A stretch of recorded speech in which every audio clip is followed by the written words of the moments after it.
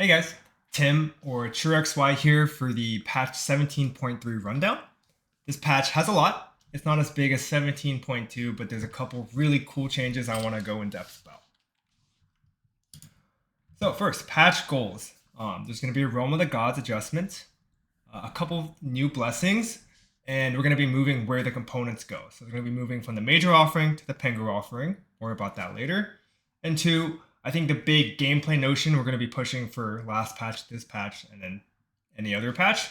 So we really want to open up meta options. We want to move away from the current systems and balance that kind of says, hey, on 2-1, this is what I'm going to play, and this is going to be the best way to play it, right? It's okay if there's like a best comp or a best line, but that should vary based off the conditions of the game later in the game, right? Stage 3, Stage 4, if I hit a 2-star Karma, maybe that's the best way to play the game. It's not. On 2-1, I hit a 2-star Teemo with 1 augment, I have to do this, right? Because that means a lot of your game lacks interest. So a couple ways to do that. We're going to move Morgana from a 5 cost carry to a 4 cost tank. This does a lot of things I'll talk about later, but TLDR, it's, hey, you have another tank without a trait on stage 4 to play around, which can open up a lot more lines as you transition. I'm going to be hitting some of those 1 costs that are just too good too late into the game. And then 4 and 5 cost AP units haven't really found a home yet. They're very underperforming compared to things like Master Yi and Quirky. So we're going to be doing buffs there. Right? So the encounters. I think encounters are great when they provide a variety of options. And so bringing them into the game again was really good, right? There's more things to think about. There's cool new game-to-game variants. And I think where encounters fail is when they overly emphasize one style of play, right? So Artifact Anvil before on 2-1, you'd open up the Anvil and know exactly what you're playing on 2-1 based off that artifact. Now moving it later into the game, I think was better. I think still has issues, and we're going to evaluate if that trade-off is worth it. But overall, it's slightly better. The double duplicator encounter, though, with 2 lesser duplicators, it really forced you to play 3-cost reroll. Like, why would you play 1-cost reroll if it just gets outcapped by 3-cost reroll? Right? And they're going to hit so consistently that why would you play 4 or 5 costs? So immediately before 2-1, you know what you're playing. So we're going to do a few adjustments to open up the other options. A lot of this is going to come from artifact augment bans. So on the artifact portal, all those extra artifact augments are going to be removed, right? So you're only going to have 1 to 2 artifacts at a time. You can't focus on just stacking them and then winning the game from that. Duplicator encounter, we're making it a tiny and a lesser. So this can help 1, 2, and 3 cost reroll. And you can also think about tempoing with this, right? You can just 2-star 1 cost, 2-star 3 cost early, and then go 8. And that cap is going to be a little bit slower for 3-cost reroll. We're also going to be banning the lesser duplicator augments, so you can't stack them and then really decide on 2-1 that you're only doing this. Then the emblems. On Emblem Ensemble, we're going to be removing the emblem augments. I think these kind of really just decide the game on 2-1, and they really force you to do this exact same thing. And I think in a set like Space Gods that has a bunch of extra resources, this wasn't really the most fun. And I think in future sets when there's, just like in set 16 or in a future set where there's less resources from the set mechanic, these can come back as like nice cool alternatives. And then the opening rerolls. This was definitely an experiment to see if we get people to engage with stage 2 a little bit more, spend their rerolls, see if you can tempo. But with this number of rerolls and with the number of augments in the game that worked with it, you kind of were just incentivized to just play reroll. So we're lowering it. It's a little bit less extreme, closer to like Epoch or other augments that give you 2-1 rerolls, and then removing those problematic augments that synergize too well. And I think this will give us a better idea of, hey, maybe there's a way we can get people to roll on stage 2, or maybe save them for later. For minor changes, PvE monsters. This stage 3-7 Gromp was way more powerful than it ever should be. Definitely the stage 3-7 PvE round should be something that's kind of a check mark if you have a real team, but I've seen very experienced players and some people who've won a lot of TFT tournaments lose to this Gromp. It's getting weaker. And then we're doing some minor tuning on the God Boons. Really small here. We have data on like which ones do better, which ones do worse. Some of it is blessing, some of it is augment power, but just small shifts here. Then we have 3 new blessings. 1 for Ari, because she kind of just had one of the more boring pools with just gold. It's going to be similar to blessing size and blessing speed, where you like gave health or gave attack speed. This one is going to be a marker on a champion, and whenever that champion gets a takedown, they have a small chance of dropping gold. So another take on drip econ. Pretty good for reroll comps. And then Soraka's getting 2, because Soraka by far has the most boring options, being just gold and just HP. I don't think these are like world changers. I don't think she's going to be like the most exciting god, but just added diversity here is pretty big. First one is Divine Empathy. When you lose enough HP, you get components, and this will work retroactively. So if you for some reason pick this on stage 3 and you're 20 HP somehow, you would get both components. And then she's also getting a Blessing Prosperity.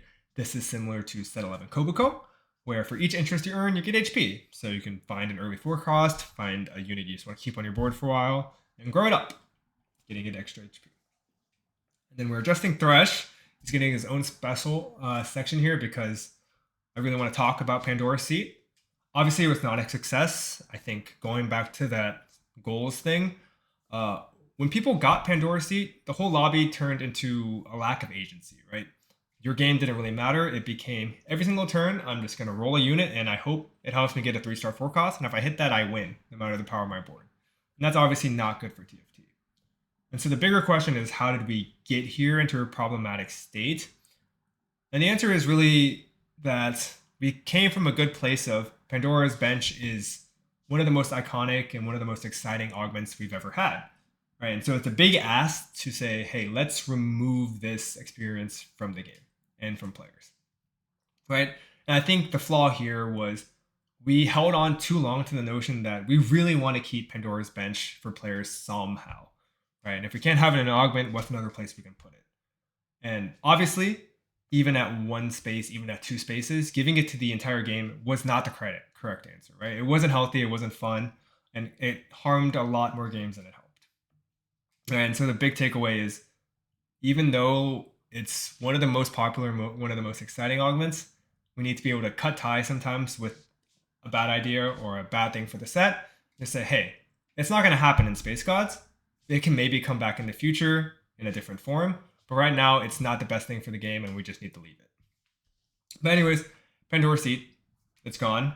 Pocket Recombobulator from his offering is also gone. It was kind of a very swingy reward just as well. And then some small things like the Chest of Greed can't be rolled. The Golden Remover is just a little rarer. And that's it for Thresh. A few other small ones.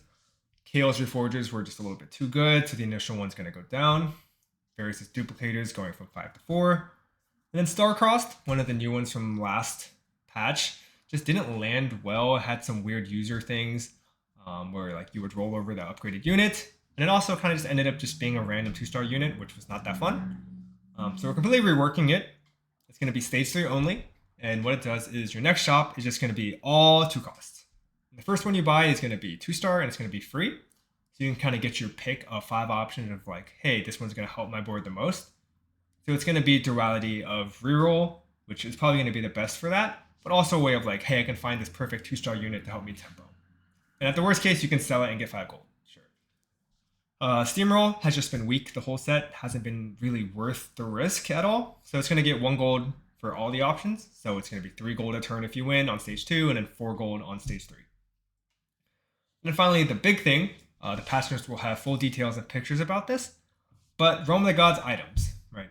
So these are moving from the major one to the minor. So instead of like seeing your God Blessing and items, you will see the 3 champions and items.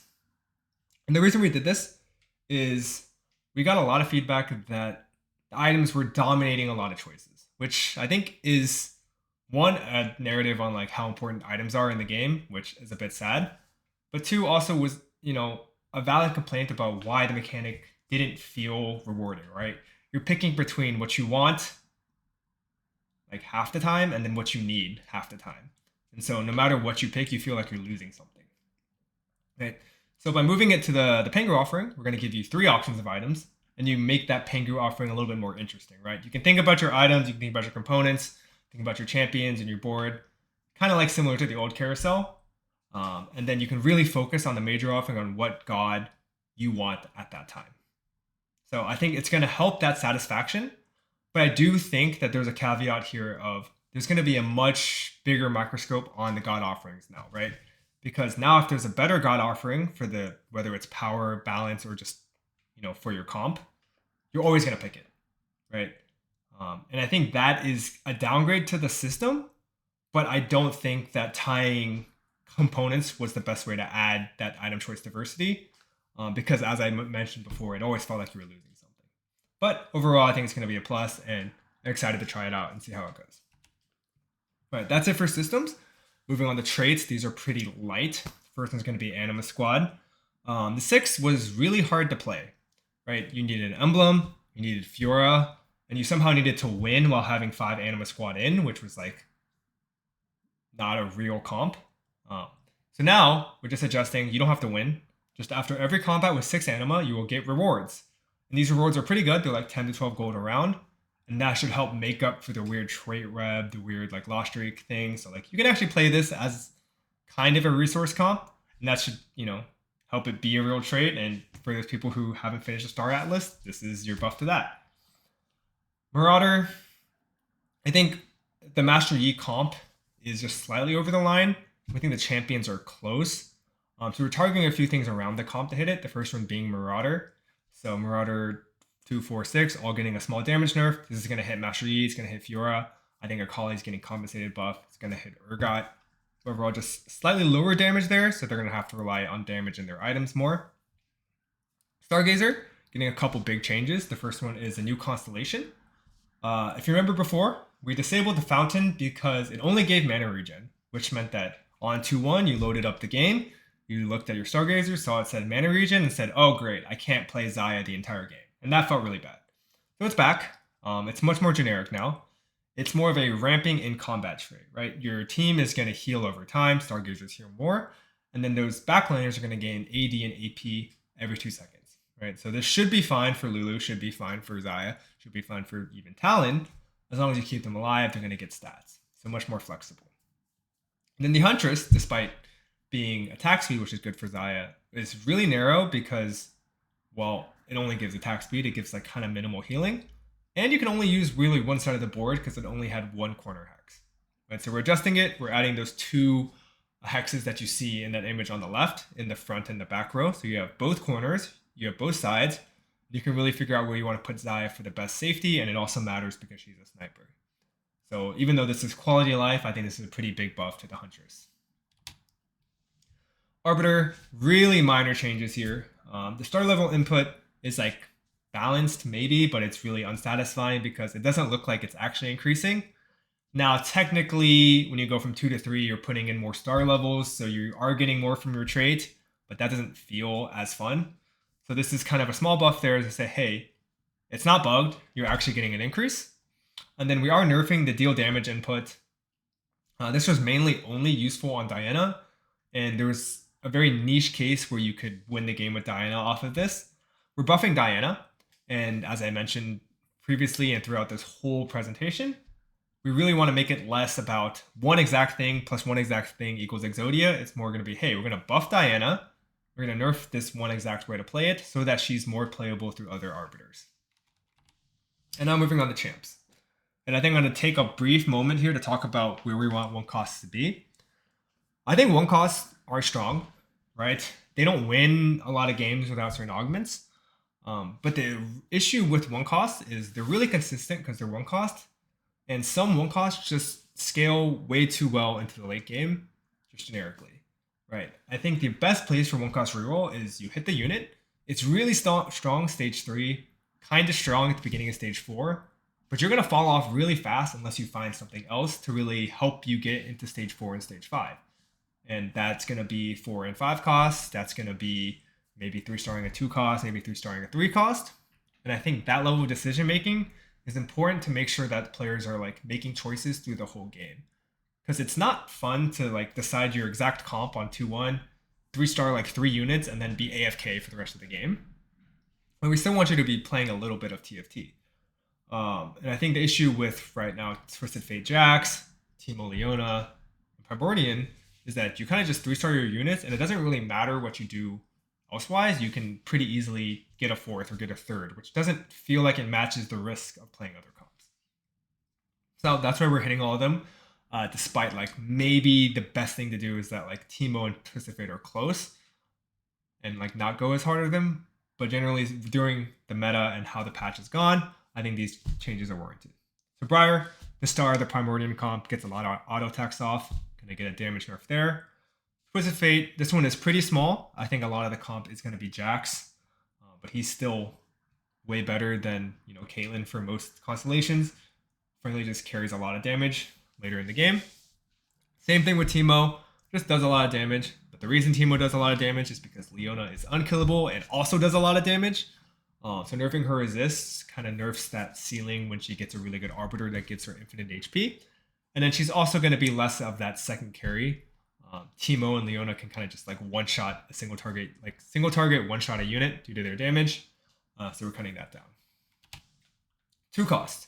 These are mainly going to be buffs here because there's a few 2 costs that just don't work. And that's why 2 cost reroll doesn't exist. 2 cost transitions don't really exist. But Jax is not one of those champions. His flat damage reduction is very, very good and completely nullifies some champions. And I'm not a huge fan of the mechanic. So I'm going to be taking it down. He's also getting a small shield nerf. Akali and Gnar just haven't really found a good spot in the meta yet. They just don't do as well as their counterparts. Getting a small buff. Jinx 3 is getting a buff. I think the 1 and the 2-star are good, given you have attack speed items, but you would never ever think about chasing the 3-star. And then Bel'Veth is getting a small nerf. I think most of it's going to be on Bel'Veth, but again, Briar from before, but again, the 2 carries kind of extend well into stage 4. When we really want you for a comp like Primordial that gives you a lot of units for free to just say, hey, I got them pretty easily, but I need to fill out the rest of my board to really succeed. 3 costs.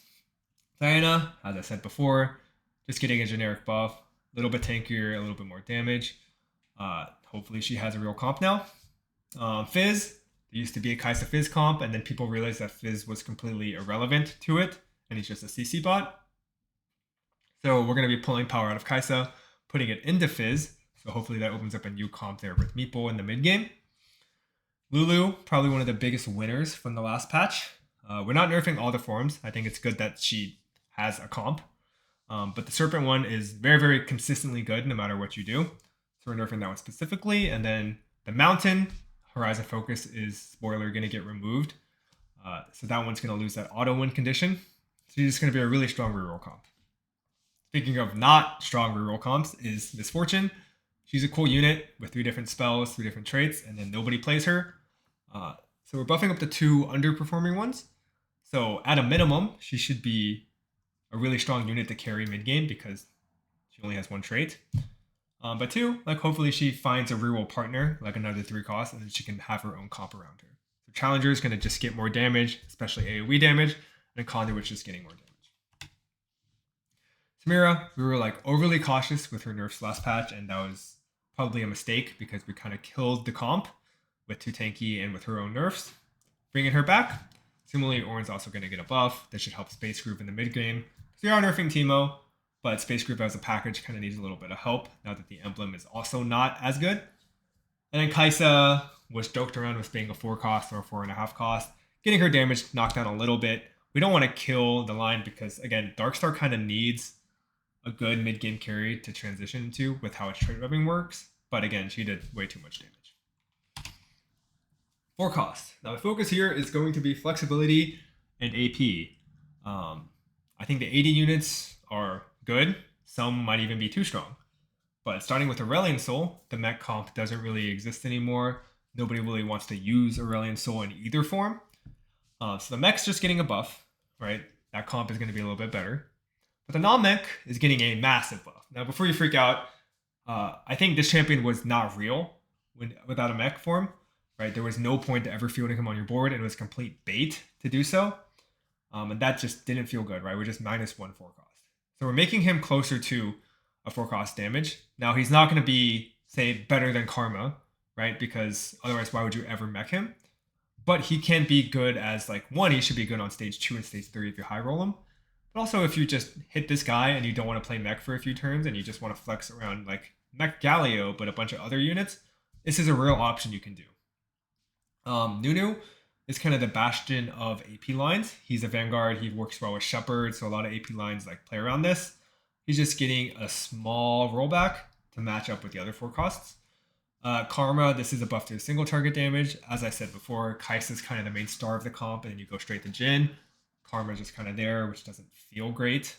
I do think because of her traits, she's going to struggle being like the solo carry of her comp, but she's really easy to fit next to another carry. So maybe this pushes her more into the space where she's the like 1A and then there's another 1B, rather than always being the secondary unit.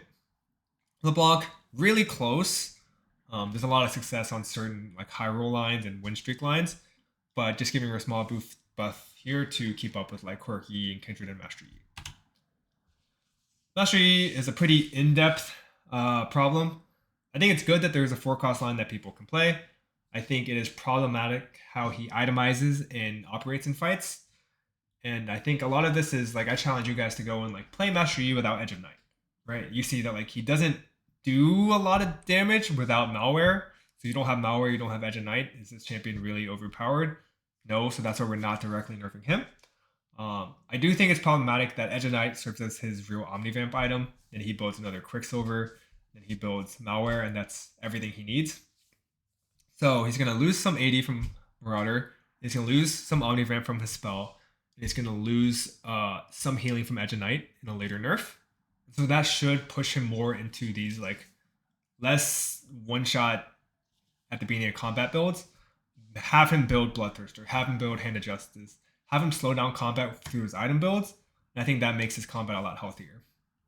Nami, I think is probably the closest forecast, but I think still needs a little bit of help just to, based on how the trait rev works. I think she's really only good from like really win streak positions because she's great on stage 3. She's great on stage 4, but just doesn't keep up on stage 5. Need a small buff. And Xayah is getting a mini spell update, right? So Xayah's spell previously worked with, hey, it did more damage based off the number of feathers you had out, which meant that IE wasn't that good on her because the only thing that mattered was how fast can I attack during that time. If you got CC'd, you didn't have feathers out, your spell didn't really do damage. Right, so we're shifting it from a set 4 seconds to a set 6 attacks, which means that her spell can be tuned separately. We can make the spell, just as good as we want, as weak as we want compared to her attacks. And then it's also going to do a little bit more damage to her primary target per feather. This is meant to be power neutral for her attack speed builds, but also is meant to be a buff for AD on her, right? So if you do this like Rage Blade IE build, then her spell is actually going to be like a meaningful part of her damage rather than only building Rage Blade, Kraken, red buff, stuff like that. So again, trying to open up the builds, open up the options for players on stage 4. And the big change. I'm excited for this. Morgana, for the first time in history, we're moving a 5 cost to a 4 cost, right? If you can think about what this is going to do, she's going to be kind of a 4 cost threat tank with her own built-in utility for the team. That's going to be her trait, per se, right? So Dark Lady previously was reduced spell damage. Now it's just going to be durability. You're going to gain 4% durability. When she's in her spell, it's 10%. So your team's just tankier.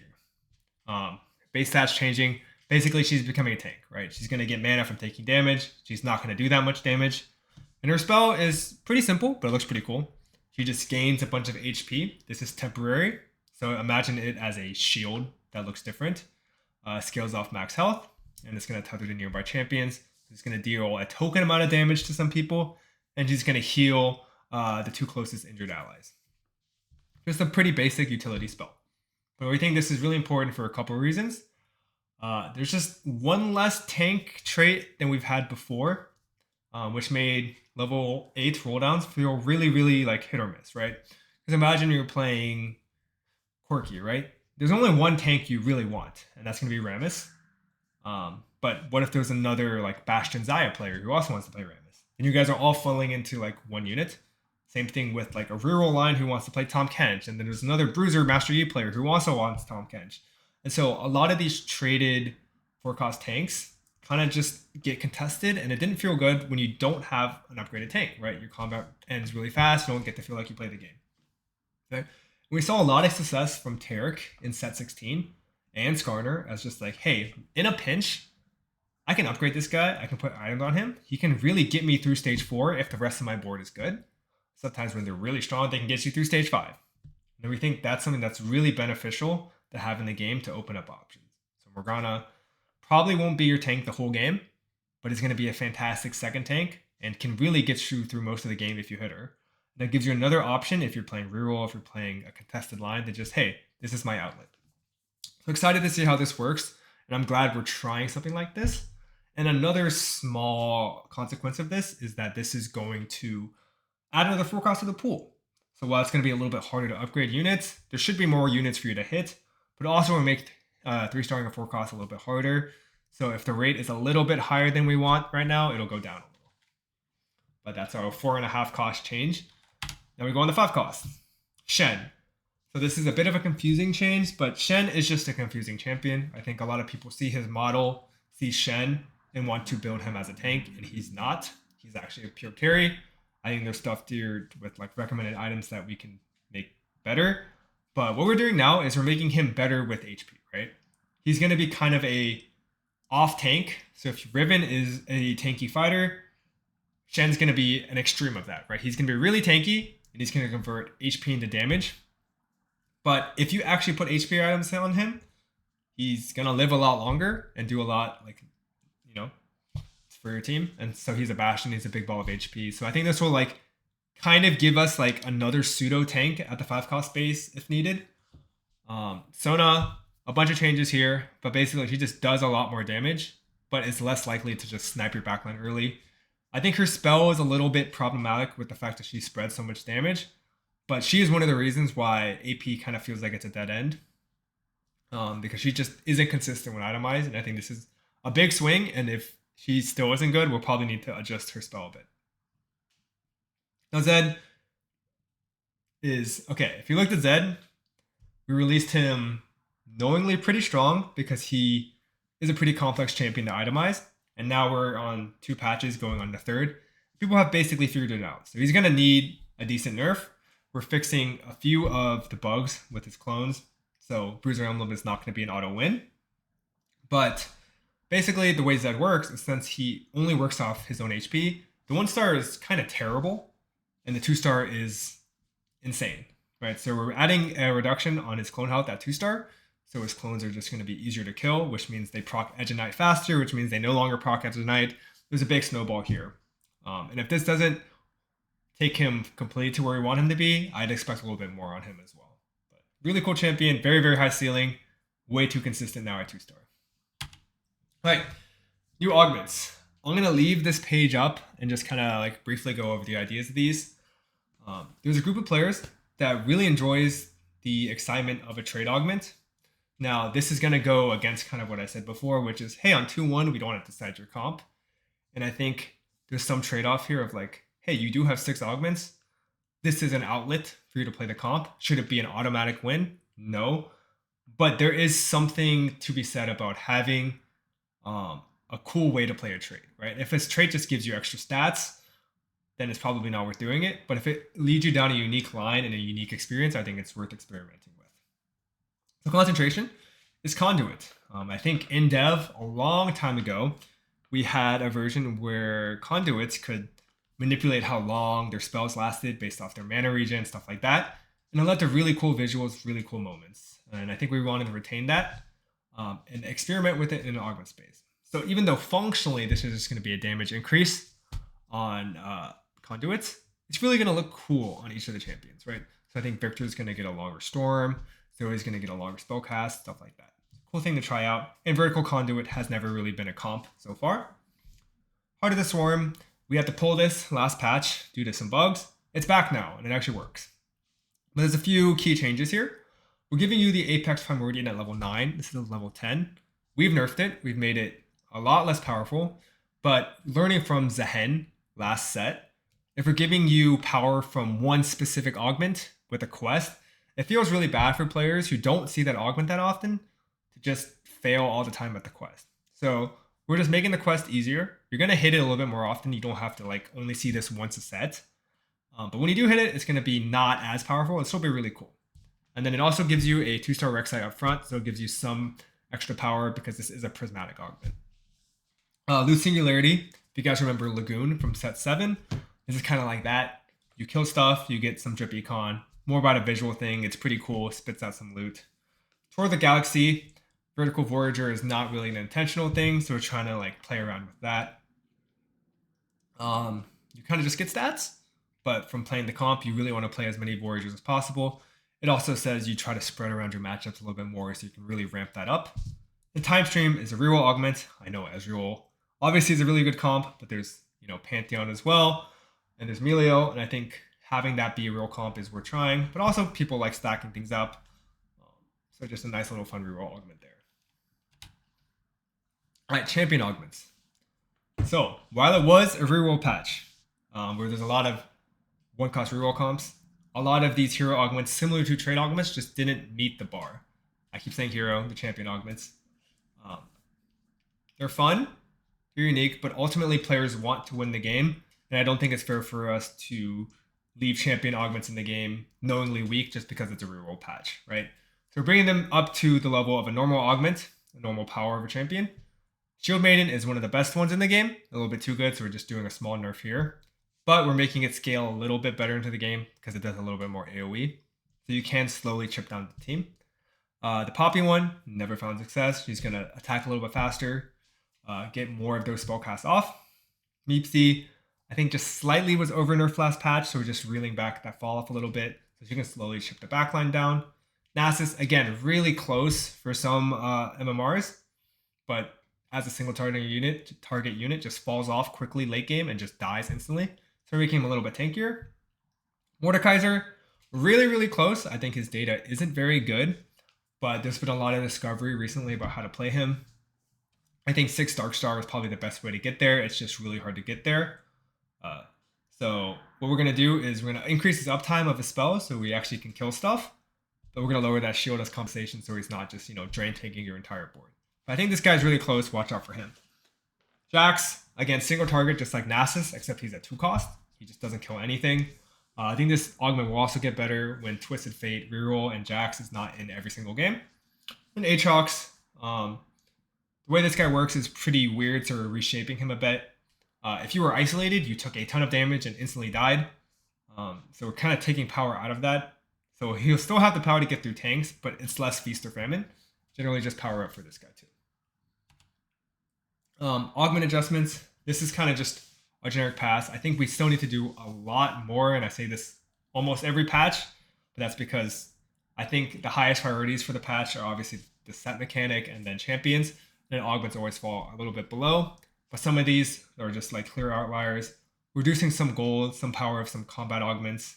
I think some notable things here are things like Kahuna Huna. We're going to nerf it. I think I'm not a huge fan of augments like these that really say you can only play one comp with it. And if you do play this one comp, it's really, really powerful because that doesn't feel like you have options in augments. So we'll see how it works here. Obviously, a very good Kindred Master Yi augment. We'll see if it ever finds space with things like Gnar or Jinx. Mace's Will doesn't grant attack speed anymore. It's always been a really, really overperforming combat augment with giving 20% crit and 10% attack speed and a glove. Kind of just trimming it and focusing on what it is. It's a glove. It gives you crit chance, stuff like that. Retribution has never found a good spot as an augment. It's granting 15% critical strike chance, especially now that there's sources of precision in the game from Akali that's just persistent. It kind of lost its purpose. So we're also giving it critical strike chance. And then Vampiric Vitality 2 is removed. The silver one still exists, but I just found that, as a gold augment, it wasn't really exciting and was only really a pick if you were playing Anima Squad, and I don't think those augments are great for the game. So we're removing it. Very small item changes. Edge of Night, as I mentioned, kind of gives 30% max HP if you think of it, because it cleanses your wound and then you heal 30%, which is a lot of HP, right? Sterix only gives 40%. So I think it's just doing too much as a healing and defensive item because untargetability is very, very strong, especially with Rogue. So it's going to heal your loss. So just a small hit there. That is a Master Yi nerf.